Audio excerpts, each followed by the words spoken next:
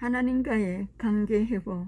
창세기 1장 27절에서 30절 말씀을 통하여 하나님이 자기 형상 곧 하나님이 형상대로 사람을 창조하시되 남자와 여자를 창조하시고 하나님이 그들에게 복을 주시며 하나님이 그들에게 이르시되 생육하고 번성하여 땅에 충만하라. 땅을 정복하라. 바다의 물고기와 하늘의 새와 땅에 움직이는 모든 생물을 다스리라 하시니라. 하나님이 이르시되 내가 온 지면에 씨 맺는 모든 채소와 씨 가진 열매 맺는 모든 나무를 너희에게 주노니 너희의 먹을거리가 되리라. 또 땅의 모든 짐승과 하늘의 모든 새와 생명이 있어 땅에 기는 모든 것에게는 내가 모든 푸른 풀을 먹을거리를 주노라 하시니 그대로 되니라. 하나님께서는 자기 형상을 따라 인간을 지으셨다. 창세기 1장 26절에서 27절, 고린도전서 11장 7절, 에베소서 4장 24절, 골로새서 3장 10절, 야고보서 3장 9절 말씀을 참조하시기를 바랍니다. 그런데 성경은 형상의 본질이 되어 구체적으로 설명하지 않고 더구나 하나님께서는 영으로서의 육체적인 형태로는 존재하지 않는다. 따라서 학자들은 하나님의 형상의 창조시 인간에게 부여하신 그 어떤 것, 피조세계에 대한 지배권, 도덕권, 성품 등이라고 생각한다. 하나님의 형상은 이성적이며 자의식적이고 도덕률에 복종하며 하나님과 교제할 수 있는 인간의 정신적이고 도덕적 속성들 중에 찾을 수 있다고 본다. 그리고 인간이 범죄로 훼손되었던 하나님의 형상은 그리스도 구속으로 온전히 회복되었다. 에베소서 4장 24절, 골로새서 3장 10절 말씀, 출처 나이퍼 성경사전 교회 용어사전에서 하나님께서는 우리 인간을 하나님의 형상대로 만드시고 세상을 살아갈 수 있는 능력과 세상을 정복할 수 있는 힘을 주셨습니다. 그리고 그 모든 것을 스스로 관리하고 운영할 수 있는 자유의지를 주셨습니다. 그러나 인간은 그 자유의지를 가지고 하나님의 말씀을 불순종함으로 에덴에서 쫓겨나는, 다시 말해 죄가 들어와 인간은 사탄의 소유물이 되고 하나님과의 관계가 단절되는 불행을 겪게 됩니다. 천지창조에서 현재 이르기까지 구원의 역사가 진행이 되는데 그 과정을 한번 생각해 보는 것이 아주 중요합니다. 왜냐하면 그 과정을 알아야 우리의 정체성을 알 수 있고 우리가 누구이고 어디로 가는지를 알 수 있기 때문입니다.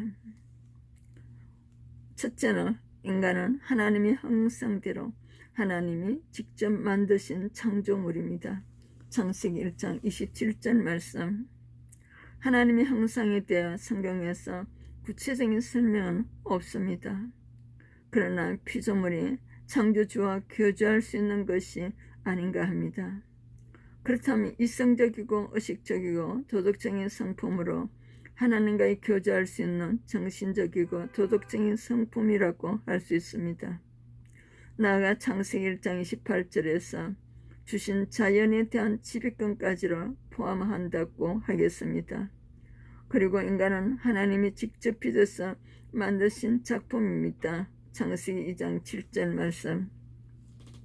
다른 피조물들은 말씀으로 창조하셨지만 인간은 하나님의 헛구로 직접 빚으셔서 만드신 것입니다.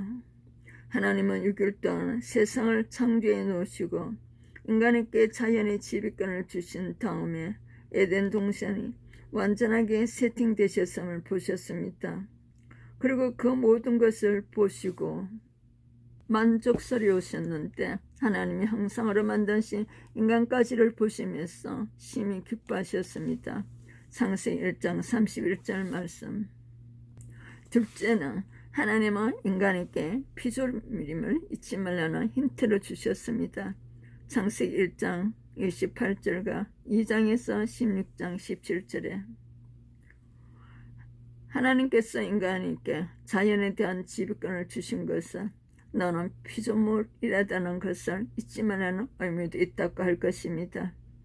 왜냐하면 인간은 만물을 정복하고 다스리면서 이 만물을 만들어주신 하나님을 기억하게 될 것이기 때문입니다.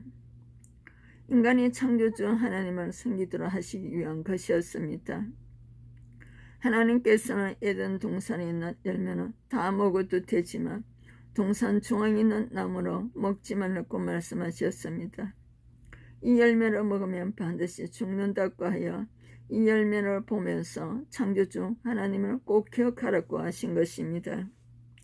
셋째는 인간은 사탄의 시험에 넘어가 피조물인 것을 잊지 말았습니다. 피조물인 것을 잊고 말았습니다. 창세기 3장 6절 말씀.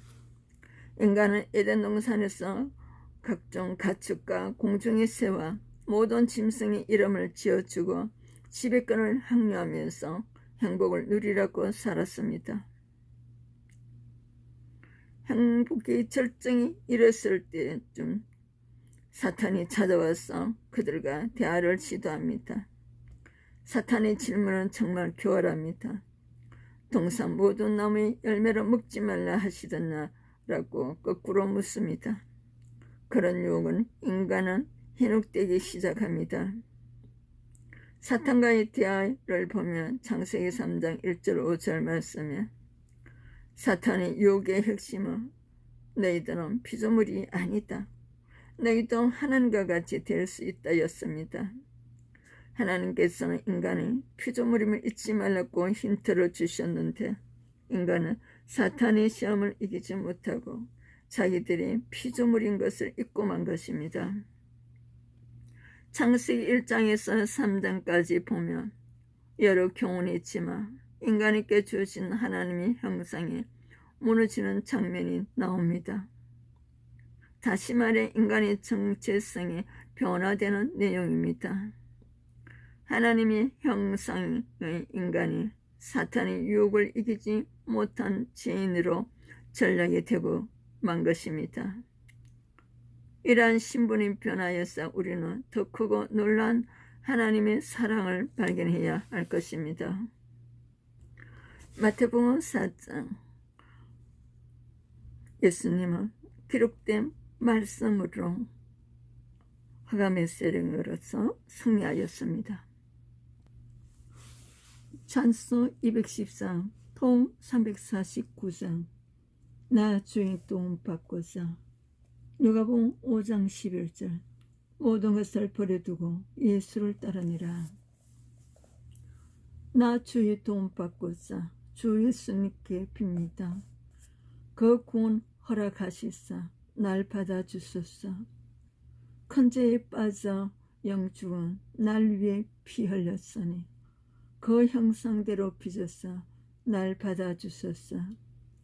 내 힘과 결심 약하여 널 깨워지기 쉬우니 주 이름으로 구원해 날 받아주소서. 내 주님 서신 발 앞에 나 꿇어 엎드렸으니 그 크신 역사 이루게 날 받아주소서. 내 모습 이대로 주 받아주소서. 날 위해 돌아가신 주 날 받아주소서. 가사만 올려드립니다. 나레이션 차에스더 목사. 구독, 좋아요, 알림으로 복음 선교에 참여해 주시기를 바랍니다.